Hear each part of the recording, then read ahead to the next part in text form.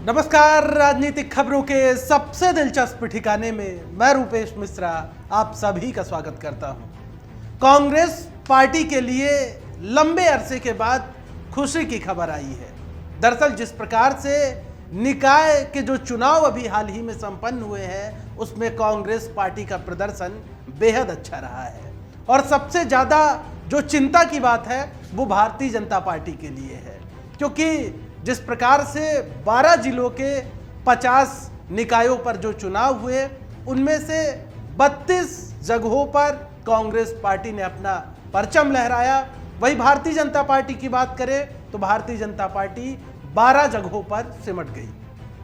वहीं 2 सीटों पर निर्दलीय का कब्जा रहा और सबसे बड़ी जो भारतीय जनता पार्टी के सामने जो चिंता की बात है और चिंतन की बात है वो जयपुर शहर के लिए है, क्योंकि अमूमन कहा जाता है कि भारतीय जनता पार्टी शहरों की पार्टी है और शहरों पर एक छत्र राज करती है, लेकिन नगर निकाय के जो परिणाम हैं वो उसके बिल्कुल विपरीत आ गए। यानी जयपुर शहर में जिस प्रकार से भारतीय जनता पार्टी का सुपड़ा साफ हुआ है उससे कहीं ना कहीं पार्टी के दिग्गज नेताओं के माथे पर चिंता की लकीरें खिंच जाना लाजमी है। यदि जयपुर शहर के परिणामों की बात करें तो 10 जगहों में से 9 जगहों पर कांग्रेस पार्टी काबिज होकर एक छत्र राज कर रही है। वहीं एक सीट पर निर्दलियों ने कब्जा जमाया। यहां पर भारतीय जनता पार्टी का तो खाता ही नहीं खुला। खैर, अब इस चुनावी परिणाम के अलग अलग मायने निकाले जाने लगे हैं। भारतीय जनता पार्टी के नेता जाहिर तौर पर कुछ ना कुछ तो कहना होगा, चूंकि चुनाव के परिणाम आए हैं, लिहाजा अब भारतीय जनता पार्टी के जो नेता हैं, फिर चाहे वो प्रदेश अध्यक्ष सतीश पुनिया हो या उप नेता प्रतिपक्ष राजेंद्र राठौड़ हो, उन्होंने कहा है कि गहलोत सरकार ने सरकारी मशीनरी का दुरुपयोग किया है। जाहिर तौर पर सियासत है, आरोप प्रत्यारोप का दौर तो चलता ही रहता है, लेकिन भारतीय जनता पार्टी के नेताओं के लिए ये चिंतन की एक बात हो गई है कि आखिर ऐसा क्यों हुआ, जबकि आप इससे पहले के चुनावी परिणामों पर, चुनावी नतीजों पर नजर डालेंगे तो आपको मालूम होगा कि भारतीय जनता पार्टी एक छत्र राज करती रही है।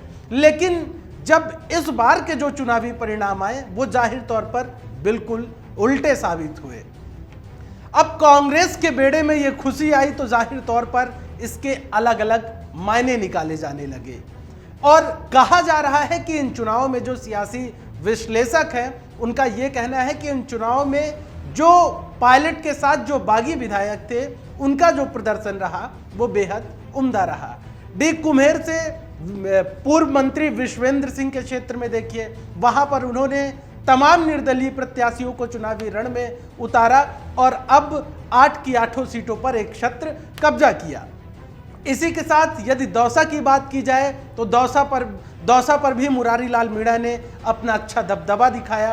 करौली की बात करें तो करौली में रमेश मीणा का भी वर्चस्व देखने को मिला।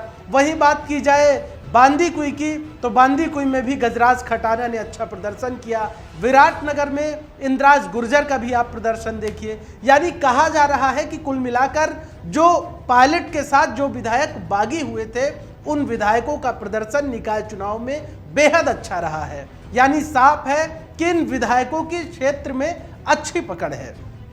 लेकिन इन्हीं सब के बीच सोशल मीडिया में पायलट कैंप के अर्जुन यानी विश्वेंद्र सिंह का एक ट्वीट सुबह से खासा चर्चाओं में है।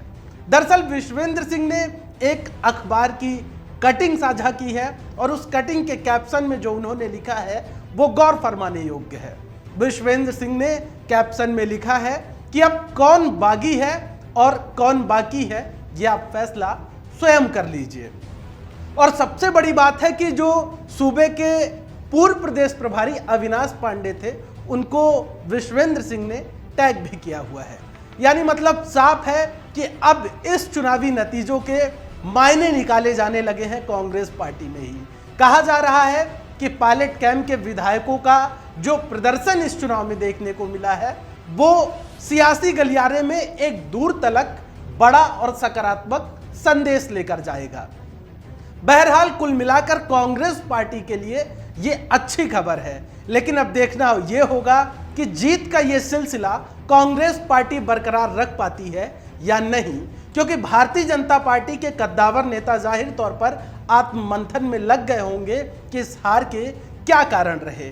लिहाजा अब देखना यह होगा कि कांग्रेस पार्टी अब आगे की किस प्रकार की रणनीति बनाती है, क्योंकि कांग्रेस पार्टी में जिस प्रकार की गुटबाजी और तमाम चीजें चल रही हैं वो किसी से छिपी नहीं है।